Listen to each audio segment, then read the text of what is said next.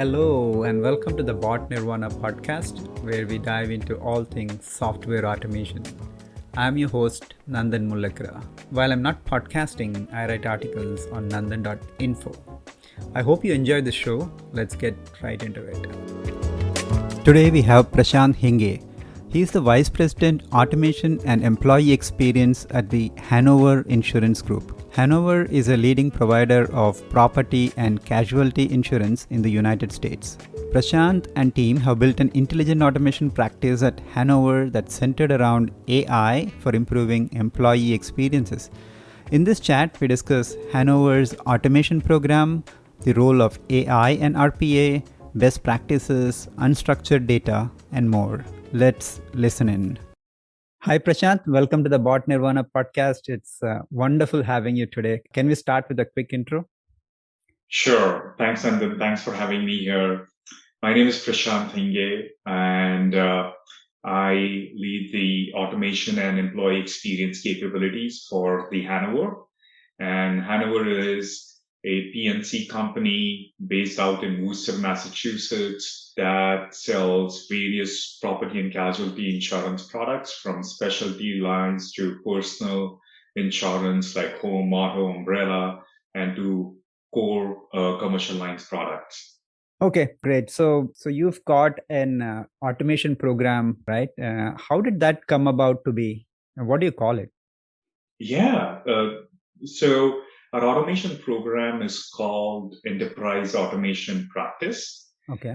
And it came about, I think, almost 3 years ago now, as the company was looking at different avenues to further modernize the workflows and processes and start catering to the needs of agents, customers, and employees in a different way as the expectations have shifted, as we've become more digital. That was at an industry level, we saw a lot of movement, a lot of investment around automation and digital products and data and analytics. So this was kind of part of that exercise that this came about.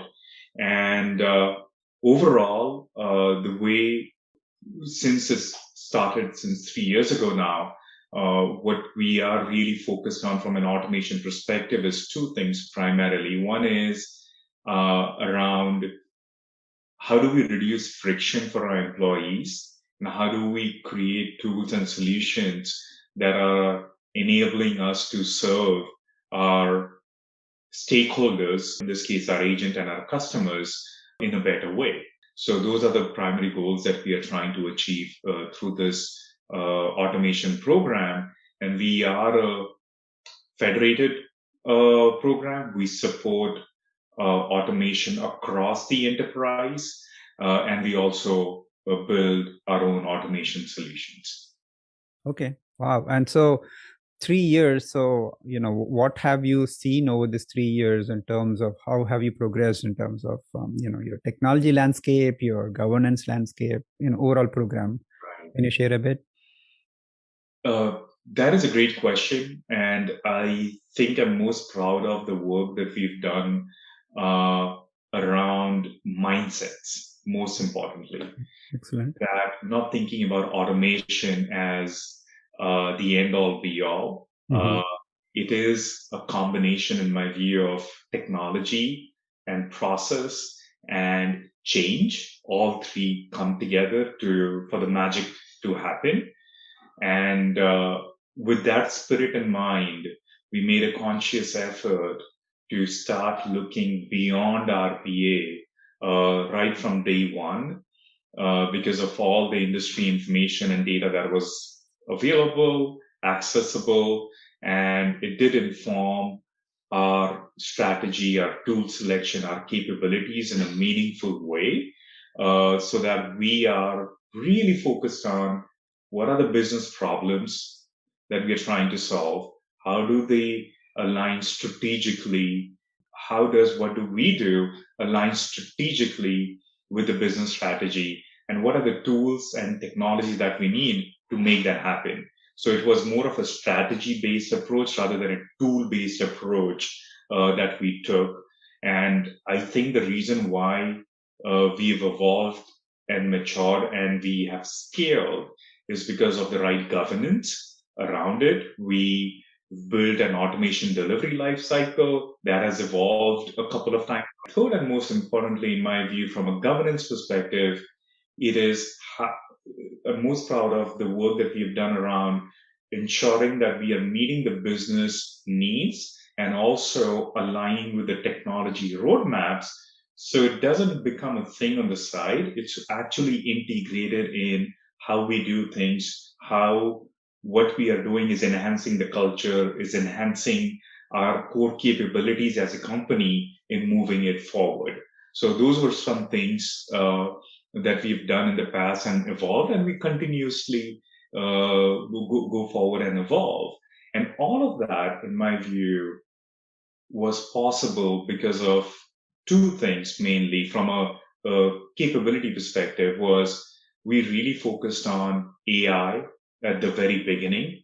So machine learning, computer vision, natural language processing, and other core capabilities.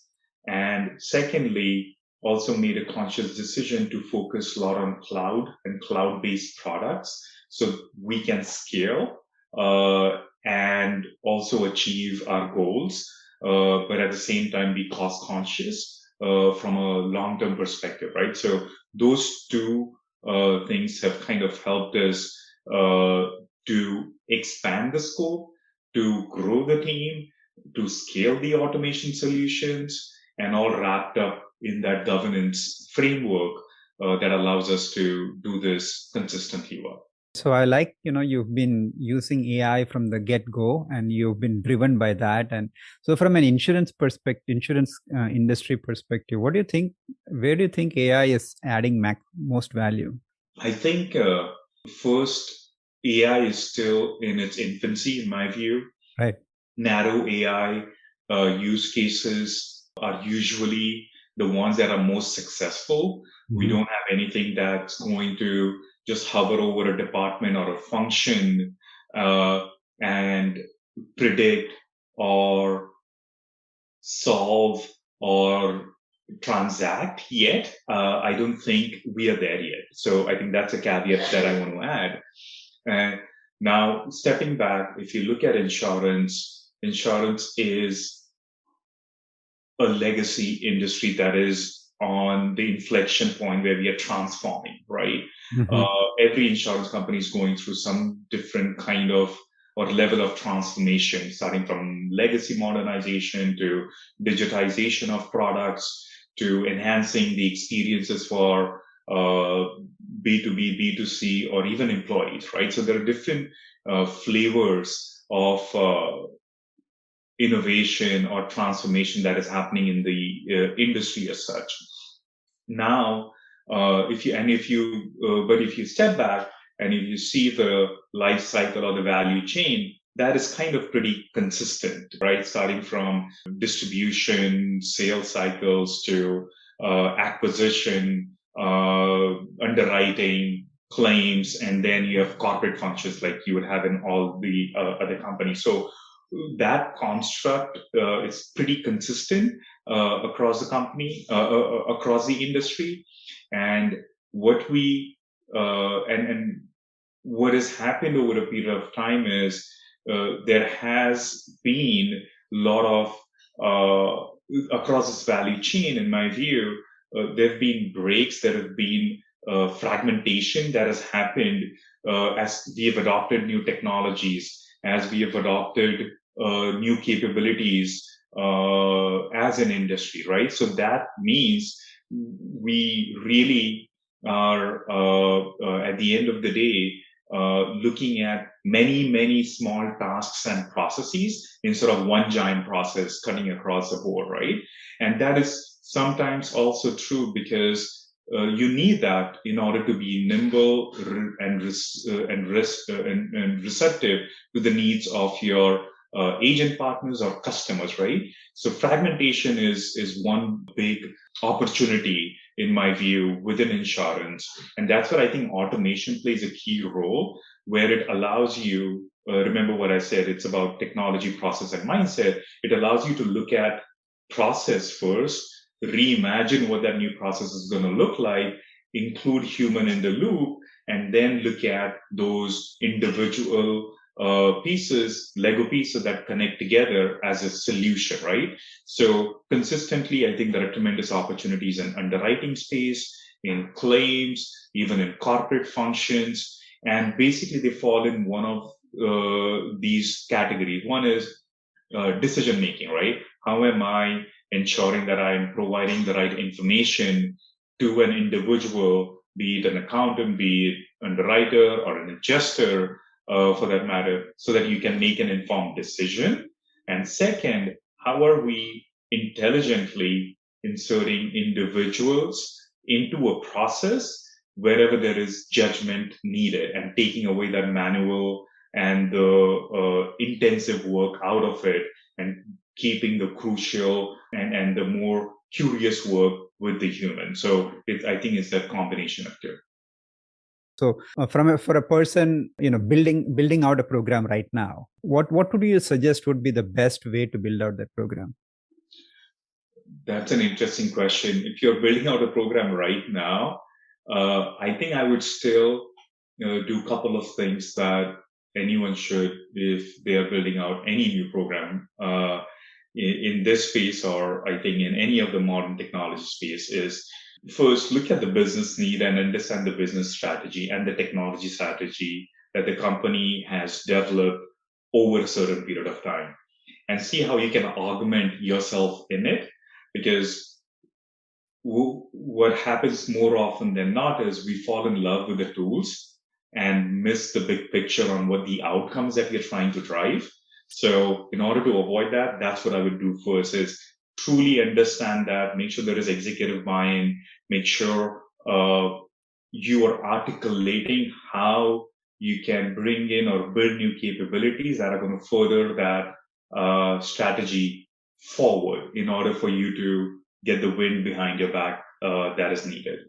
Second thing I would say is start with the governance, roles and responsibilities, decision points, technology, understanding the technology toolkit that is available today, and just doing that homework that is needed, building that foundation, building the right rigor that is needed for you to, for information, for data, for process, for an opportunity to travel from point A to point B. And then third becomes now look at either it's a it's a bolt on or a built in discussion, depending on what projects that you have ongoing and what capabilities you have. Then you decide what are some of those 2 or 3 core capabilities that I need to actually augment this particular journey that the business is on, and align with that and go and look for that. So that's when you go out and bring in what is needed. That is going to augment that journey for the future. And the last thing I would say is, in this entire piece, be it your team or be it the extended business and the technology partners, build the relationship and trust. Because in your head, you can go 100 miles an hour, but if the organization change management happens at a certain pace, you cannot rush experience or you cannot rush progress. And that's when you might get demotivated or deflated because and wonder why it's not working. It's probably why, because you're not spending the time and effort to build that equity within your ecosystem of partners. So thank you for sharing that, Prashant. So from an let's say just the overall governance framework, what are the things, like probably 3 things that work best for you in your program? I think I would say the very first thing is, how are we setting up the project? All right, is probably the most time consuming and the most important step in this entire downstream life cycle. So am I making sure that I have the buy-in from the business? Is the value clearly articulated for the project that I'm going to deliver? Are my technology partners in sync? Because in some shape or form, you're going to need to partner with them and get their buy-in and make sure if you need resources, if you need integration help, or if you need any other assistance, they can provide it to you. But kind of integrated planning is extremely important upfront. Otherwise, it just becomes a thing on the side. And that's where projects can get up to 80% and miss out on the last 20, right? So that, in my view, is a very important first step. The second is the solutioning bit of it, right? Which is now that I have a scope and the boundary identified, am I leveraging a new pattern or an existing pattern? And within my existing pattern, are there any new or old integrations that I'm leveraging? And acknowledging and understanding that, because that really helps you to come up with the right scope and the timeline that is needed, that you can commit to, right? Because if you are assuming everything a la carte or everything small, medium, high, I think those kind of labels at a very high level, they make sense. But when you really dig deep into the project level, even one slight new integration can throw your project off by quite a few weeks. So it's important that's from a solution design that happens.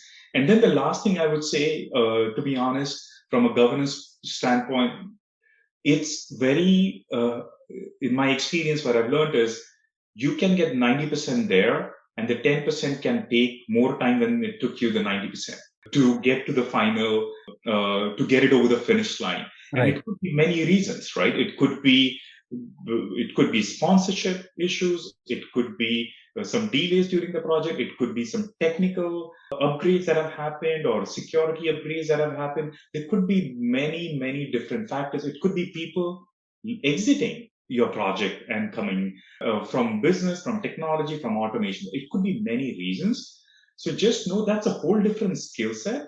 Have people on your team who have the capacity and the capability, if needed, to push it over the finish line the right way. Because in my view, that is the most hard thing, because now you are getting business to be ready for what the new change is going to look like and who are they going to call when there is an issue. You are making sure you are integrating with the incident, the problem management processes that you have. You're trying to figure out from a support perspective, what is it going to take for you? And then at the same time, you're trying to make sure all your integrations are working well and it's all well rounded. So that is where the most activity happens, in my view. And that really determines how long this project is going to be successful or it's going to need more work. Does that help? Yeah, and the last mile problem, I can really relate to that. The last 10% is the hardest to get past, right? So from that perspective, what would you suggest for people to get across that last 10%? I think not having first acknowledging that last 10% is going to be hard is important, right, and having a slightly modified governance rigor in that last 10%. The moment you are finishing UAT and you are going into hypercare or about to, I think first acknowledging is important. Second, I would say timely reviews and excessive reviews in some cases have also helped. Okay. And third, if there is an escalation path that you have defined, and we should for each and every project, and if the project is in this last mile, I would be hyper escalating issues to make sure that this is done and not following the normal channel. Because for you, it's the last 10%, not for the 90% of the organization who are doing their day-to-day jobs, right? Correct. So I think that's important to recognize that what kind of information do you share, who you're pinging, the frequency of it, and the energy that you need to show is different in the last 10. It's almost like you need a designated hitter who can take you over the finish line and with a very high success rate. Yeah, no, and it's a tough question, right? And there's no right answer for that, or no easy answer. But yeah, that makes a lot of sense. So now, just moving to technology, what could be three technologies? I know you started around AI, but around AI, what are the three technologies that made a lot of uh, impact for you, right? Like, I think you did explore intelligent document processing, IDP, for example. So what are like the three things that made a great impact to your program?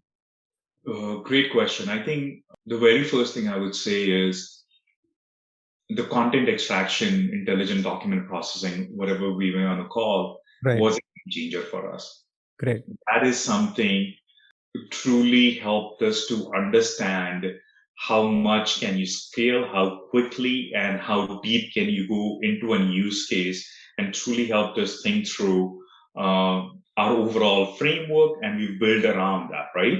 So Mhm. that for me is definitely, especially for insurance who deal with a lot of documents, free flow information, lots of unstructured, dark data of sorts. Right. For us, that was certainly something that was extremely useful right from the get-go. Okay. Along with that, in my view, from a tooling perspective, process discovery Mhm. was another core capability, not process mining, but process discovery, basically something that allows you to expedite your business requirements gathering. While it's still a work in progress for us, but I think that kind of opened up our eyes to say you can now scale business requirements and at the same time gather more metadata information about the task, the process, the application than you did before. So that's kind of was a good happy medium for us.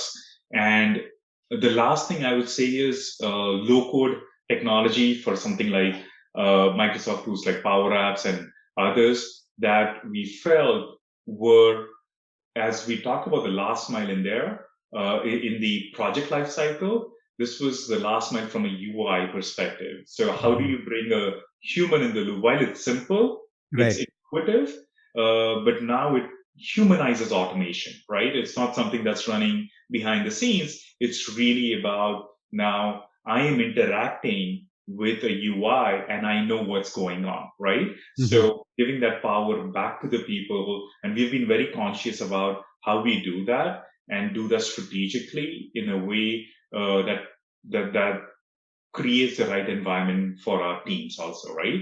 So I Mhm. think those are the three core capabilities, and RPA would be the fourth one because it really helps us towards the start or at the end or in the middle, and truly becomes that last mile solution also Right. when you need to and when you don't have a lot of investments to make and do direct integration. So RPA definitely comes in handy.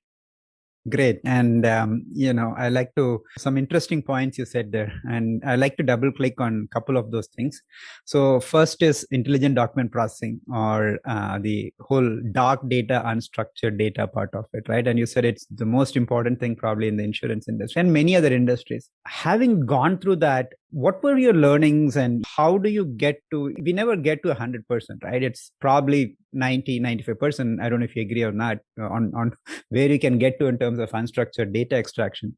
But how do we ensure that you have a successful intelligent document processing along with an automation program?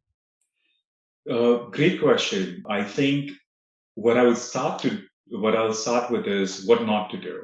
Right. Is not to think of it as a sprint, it's a marathon. And Interesting. second, if you're expecting 100%, Hmm. then you should just wait for another 5 to 10 years for AI to go from narrow to, I don't know what the next stage is. Right. Because it's always, what we've realized is, uh, that to your question about it's 80 or 100 or 90, what we've always seen is it really depends on the use case. And as an industry or as a capability, it is still developing. It's still maturing, Right. and it is going to take us time for us to come with baseline numbers right off the gate, right? That this kind of use case takes you Y, X, and this takes you Y. So I think we have to set the broader point is realistic expectations that this is going to be a marathon. It's going to take you 12 to 18 months to just settle it in, figure out the right governance model, do a couple of use cases, promote them in the organization, and create a backlog or a pipeline. That seems to be like a better approach. And second, in terms of quality, think about it as you want a tool that can go from 60 to 95 or 98 in weeks and not months or years. If Right. your tool can do that, that is great. But if you're expecting 95 right out of the gate, and if you want to go there from 60 to 98 tomorrow and you're starting today, probably not the best capability for you to explore. You're better off just waiting and looking at it, looking at these capabilities down the road because it's still maturing. There is still human in the loop that is needed, and it still takes time and effort to do it the right way. Yeah, and I like it that it's more about patience. It's a marathon rather than a sprint. You got to be in the longer term, right? And I think we're coming to like a pattern, right? Like there's a last mile problem to everything, and we need to be cognizant of that, right? And just like the self-driving car, we are almost there but not there. And so I think this is like I think it's called an asymptotic problem where you will keep on getting nearer and nearer, probably not there, but you still can use the technology a lot. It's there for us to use, as you said, patience, keep Right. improving and you get there, right? And plan for it, right? So Yeah. it's okay to be, in my view, it's okay to know that there are going to be surprises and you're Right. going to respond to those surprises. I think going in with an extremely optimistic and overly optimistic view can be, and setting expectations with that view can be detrimental to the overall program.